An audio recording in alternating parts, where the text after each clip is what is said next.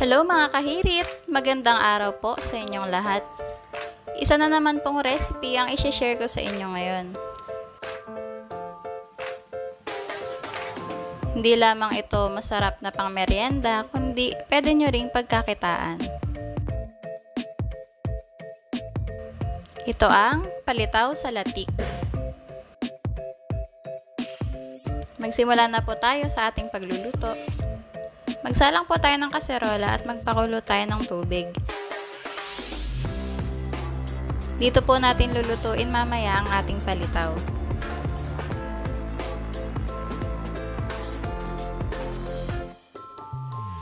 Ang ating pong ingredients para sa palitaw: 2 cups na glutinous rice flour,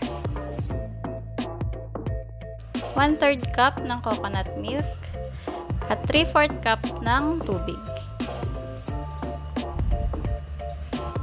Ayan, sa paggawa po ng ating palitaw, unti-unti lang po yung ating paglalagay ng tubig.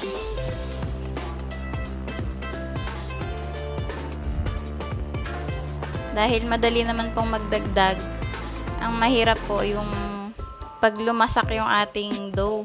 So, hindi po dapat maging malasak yung ating dough o malabsa. Dapat po yung tamang-tama lang yung kanyang texture. So, unti-unti lang po yung ating paglalagay ng tubig dito. And ang kaibahan po ng ating recipe sa ibang palitaw sa latik, hindi po sila naglalagay ng coconut milk o yung gata. Ang nilalagay lang po talaga ng iba ay tubig. So, dito po sa ating recipe ngayon, naglagay din po tayo ng coconut milk para dun pa lang sa mismong palitaw, malalasaan mo na talaga yung gata.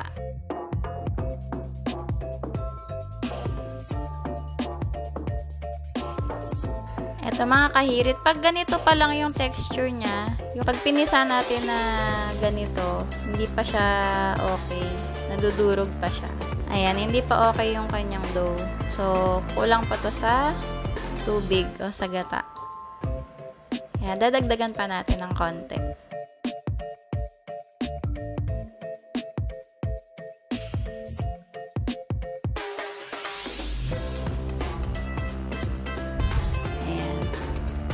Tuloy lang po natin ang pagdadagdag ng ating tubig at gata sa ating glutinous rice flour hanggang makuha po natin ang texture na hinahanap natin sa dough ng ating palitaw.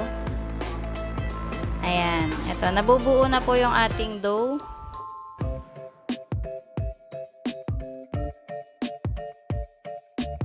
Tuloy-tuloy lang po tayo sa ating pagmamasa ng dough para maging masarap po yung ating palitaw.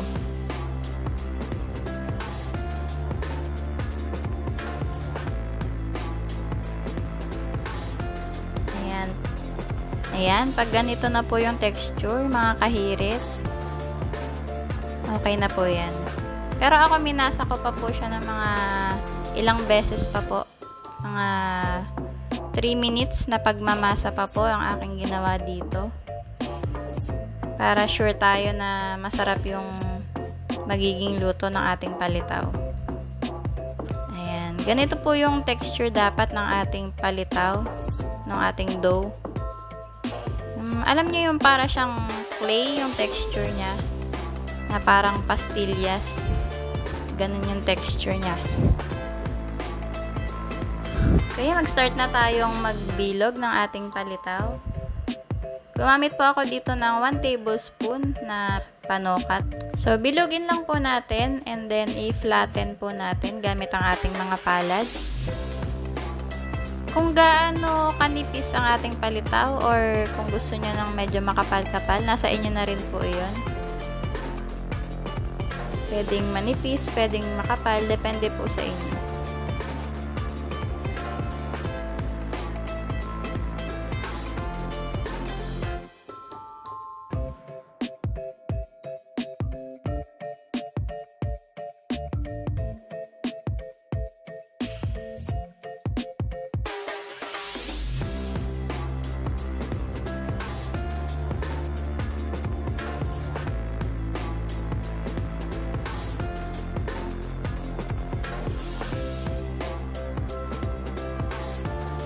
Ayan, kumukulo ng ating tubig. Pwede na tayong maglagay ng ating palitaw. So, ito yung ating unang batch. Pag lumutang na yan sa ating tubig, sabihin luto na po yan.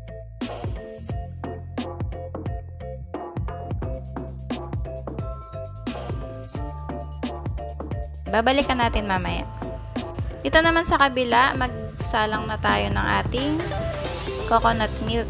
Ito ay ating gagawing latik. At ito na nga, lumutang na po ang ating mga palitaw. So, luto na yan. Pwede na nating hanguin.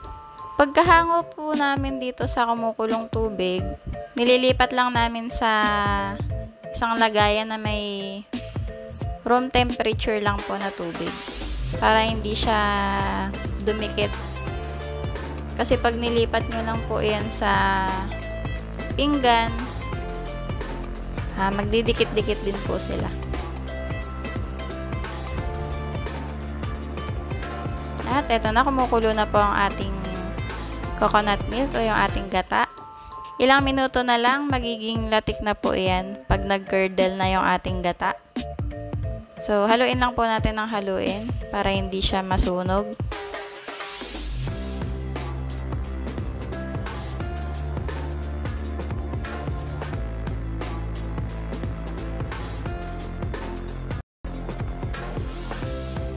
And ito naman yung second batch natin ng ating palitaw.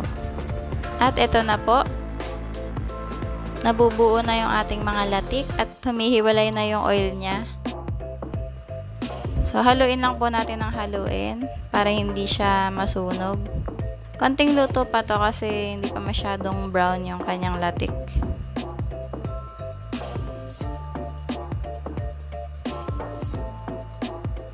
Ayan.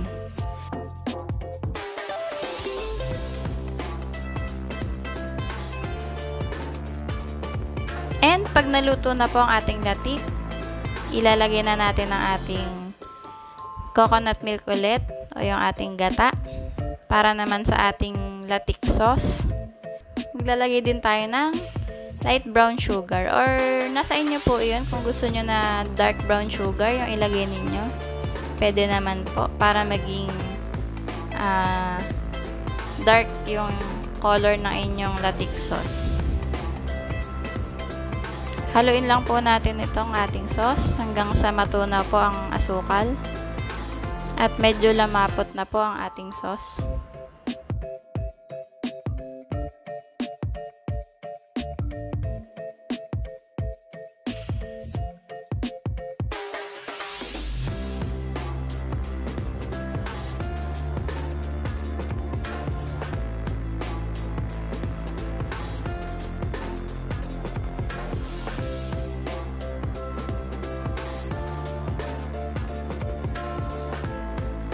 Pag lumapot na po at kumulo na ang ating sauce, pwede na nating ilagay ang ating mga palitaw. So, itong recipe ito po ay tinuro lang din sa akin ng aking ama.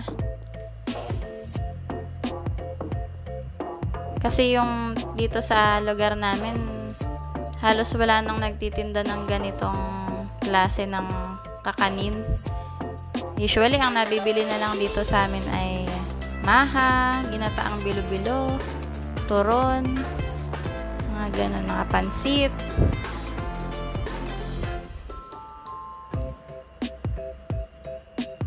So, sabi niya, namimiss daw niya yung ganitong kakanin, yung palitaw sa latik. Kaya tinuro niya sa akin tong recipe na to.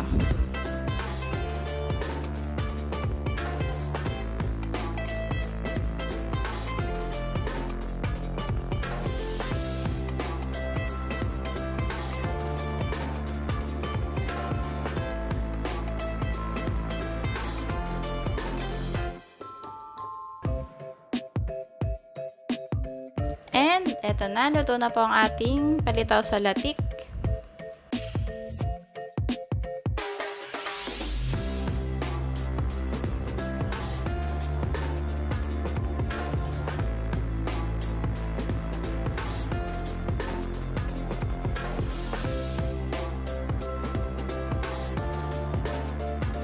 Wow! Ang sarap nito mga kahirit, amoy pa lang talagang matatakam ka na. Ang bango ng ating latik sauce.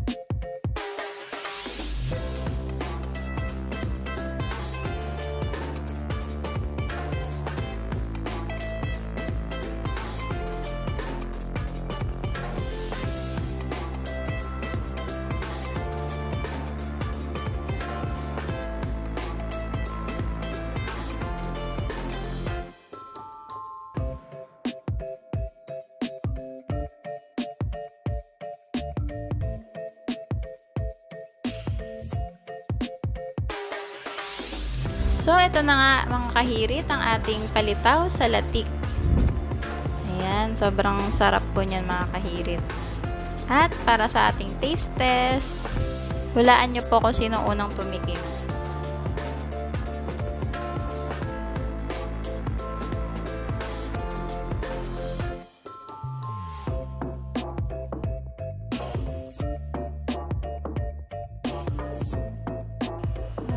Sarap ng ating palitaw sa latik. Pag lumamig po ang ating sauce, lalapot pa po yan mga kahirit. Medyo mainit pa po kasi dito sa taste test natin, kaya medyo malabnaw pa yung ating sauce.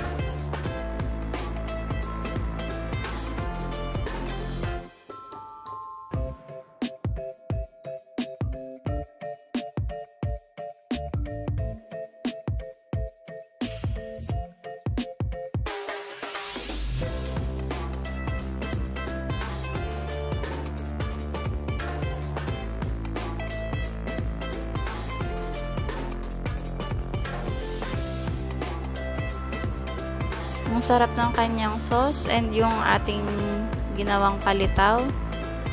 Saktong-sakto lang yung kanyang chewiness, yung lambot niya. Yung kunat niya, saktong-sakto lang.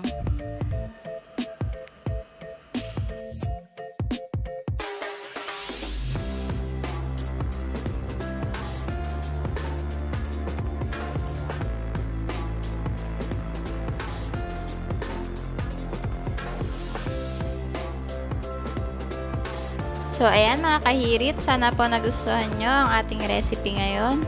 At kung katulad po namin kayo na mahilig din sa mga kakanin, lalo na yung may mga toppings na latik, para sa inyo po ang recipe na ito. Sigurado po ako na magugustuhan nyo ito.